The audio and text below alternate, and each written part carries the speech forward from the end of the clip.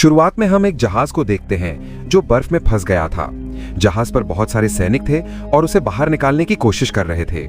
तभी एक सैनिक कप्तान को आकर सूचना देता है कि जहाज से कुछ दूरी पर एक धमाका हुआ है।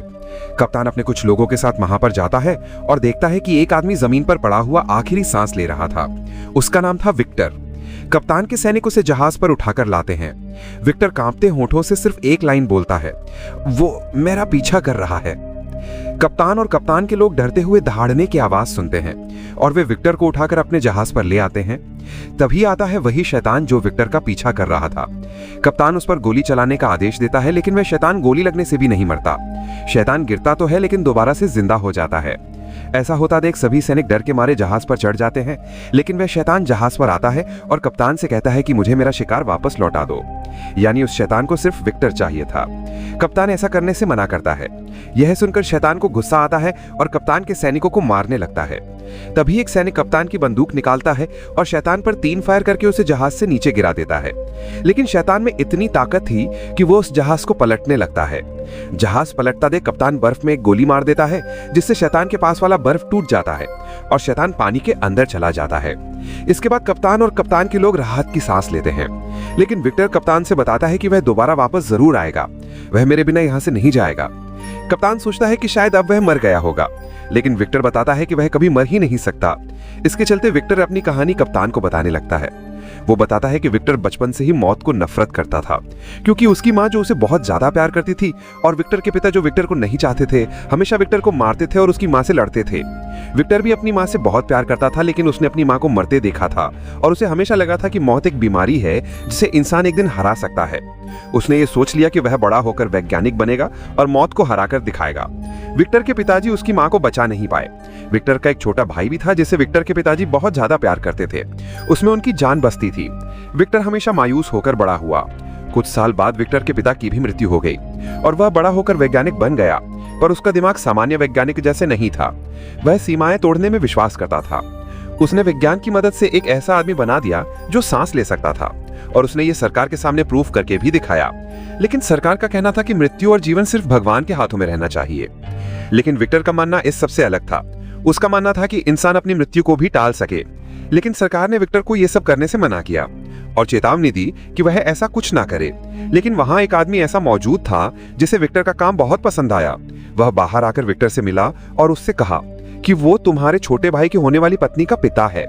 विक्टर उस आदमी को अपनी लाइब्रेरी में ले जाता है और बताता है कि वह अकेली रातों में यूनिवर्सिटी की लाइब्रेरी में बंद कमरों में वह शरीरों के टुकड़ों पर काम करता था, बिजली और नसों के संबंध को समझता था। उसका सपना सिर्फ एक था, मरे हुए को फिर से जिंदा करना। उस आदमी को विक्टर की बात पसंद आई और उसने विक्टर को अपने घर पर इनवाइट किया। घर आने के बाद उसने विक्टर को बताया कि तुम जो भी काम कर रहे हो उसका एक सुराग उसके पास है और उसके बिना तुम ये नहीं कर सकते। विक्टर का यह जुनून धीरे धीरे पूरी तरह पागलपन बनता गया। उस आदमी ने विक्टर को एक ऐसी लकड़ी का तख्त दिखाया जो कई वर्ष पुराना था और उस पर पूरे मानव शरीर की आकृति बनी हुई थी। विक्टर ने उस लकड़ी को पहचाना और वो समझ गया कि अब वो ऐसा कर सकता है जो आज तक किसी ने नहीं किया। तभी वहां विक्टर का भाई, जिसका नाम विलियम था, वो अपनी होने वाली पत्नी के साथ आता है। विक्टर अपने भाई से मिलता है और उसकी होने वाली पत्नी से भी मिलता है। जब सब लोग खाना खाते हैं तब विक्टर अपने भाई के सामने बताता है कि वो ऐसा कारनामा करने वाला है जो आज तक किसी ने नहीं किया, यानी वो ऐसा इंसान बनाने वाला है जो कभी मर ही नहीं सकता। विलियम की होने वाली पत्नी को इस बात में दिलचस्पी थी। उसका नाम एलिजाबेथ था और वो विक्टर की बातों से प्रभावित हुई। अगले दिन एलिजाबेथ के पिता विक्टर को लेकर एक ऐसी जगह पर जाते हैं जो कई वर्षों से खंडहर पड़ी हुई थी। विक्टर को वो जगह पसंद आ जाती है और वहां पर प्रयोग करने के लिए तैयार हो जाता है। एलिजाबेथ के पिता विक्टर से एक शर्त रखते हैं कि इस प्रयोग में जितना भी पैसा लगेगा वो लगाने को तैयार हैं, लेकिन बदले में विक्टर को कुछ देना होगा। विक्टर इस शर्त को मान जाता है क्योंकि उसे लगा कि वो बदले में कुछ भी दे सकता है। अगले दिन विक्टर मुर्दा घर जाता है और वहां से कुछ लाशों को सिलेक्ट करता है। इसके बाद उसकी मुलाकात एलिजाबेथ से होती है। विक्टर को लगता था कि एलिजाबेथ उससे प्यार करने लगी है। वो भूल चुका था कि वो उसके छोटे भाई की पत्नी है। एलिजाबेथ विक्टर से बताती है कि उसे बायोलॉजी में बहुत ज्यादा इंटरेस्ट है। उसे प्रकृति के छोटे बड़े कीड़े मकोड़ों से बहुत प्यार है। अगले दिन विक्टर वहां पहुंचता है जहां उसकी मशीन तैयार हो रही थी।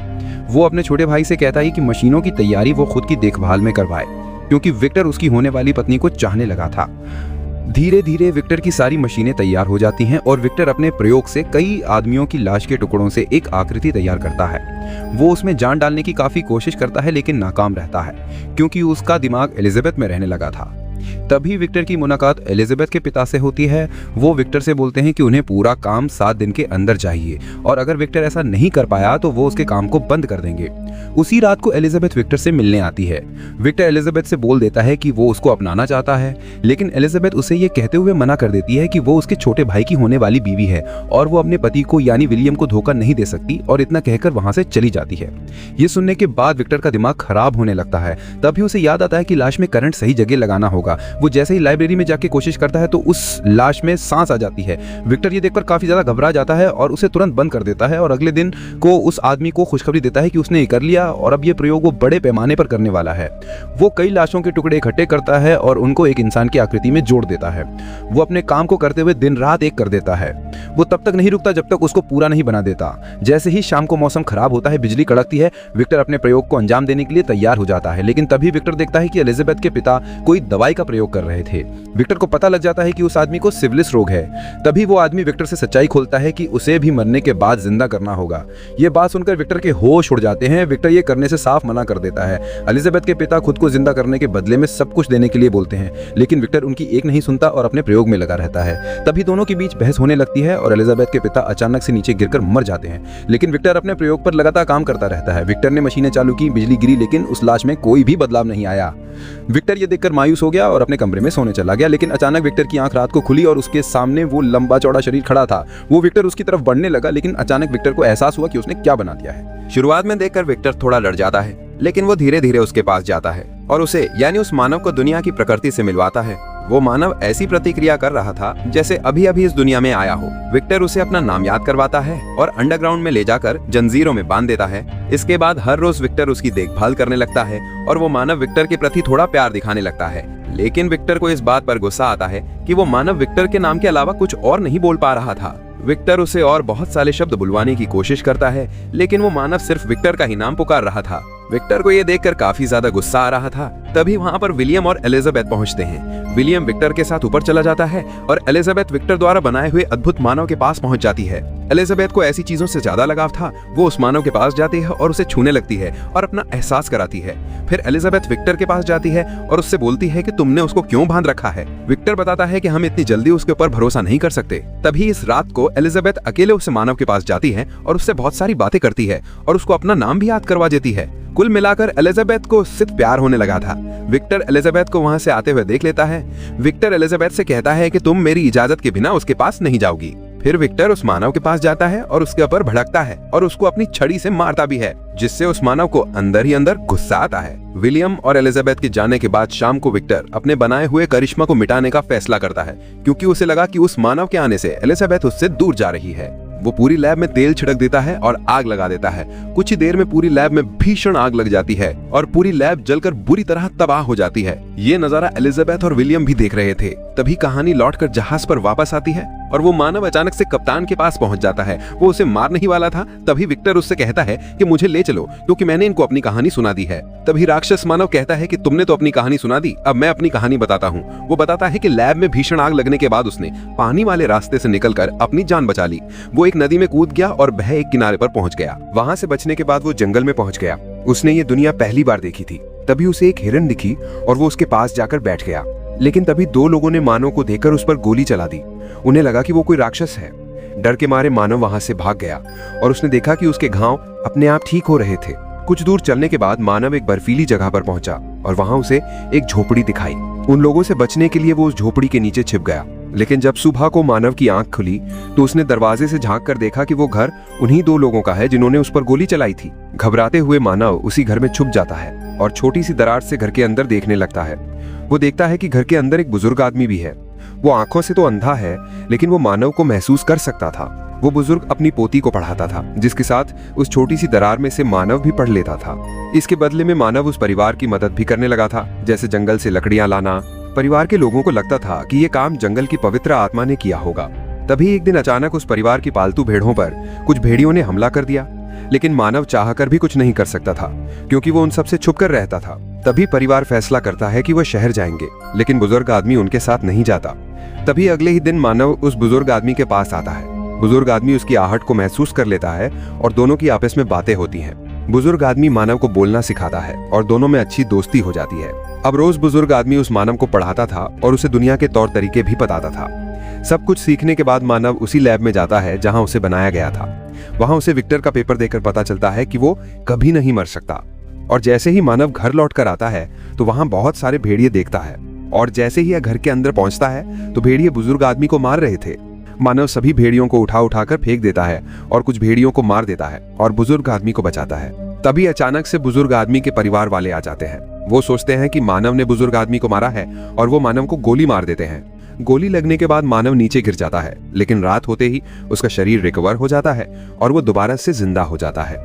तभी हम विक्टर को देखते हैं जहां पर उसके भाई विलियम की शादी हो रही थी। विक्टर एलिजाबेथ से मिलने जाता है और अपनी गलतियों की माफी मांगता है, लेकिन एलिजाबेथ विक्टर को बेइज्जती करके वहां से जाने के लिए बोलता है। विक्टर जैसे ही अपने कमरे में लौट आता है तो उसे कुछ अजीब महसूस होता है। उसे महसूस होता है कि शायद मानव उसके कमरे में है, जो कि सच था। तभी मानव उसके सामने आता है और विक्टर से कहता है कि वो उसके जैसा एक और मानव बना दे, क्योंकि अकेले मानव के पास जीने की कोई वजह नहीं है। लेकिन विक्टर ऐसा करने से मना कर देता है, क्योंकि विक्टर को लगता है कि उसने एक शैतान को बनाकर बहुत बड़ी गलती कर दी।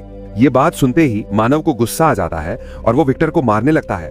आवाज सुनते ही एलिजाबेथ वहां पहुंचती है और मानव को देखते ही वो खुश हो जाती है।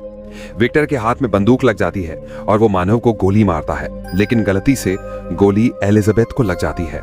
गोली लगते ही एलिजाबेथ मानव से कहती है कि मुझे यहाँ से अपने साथ ले चलो।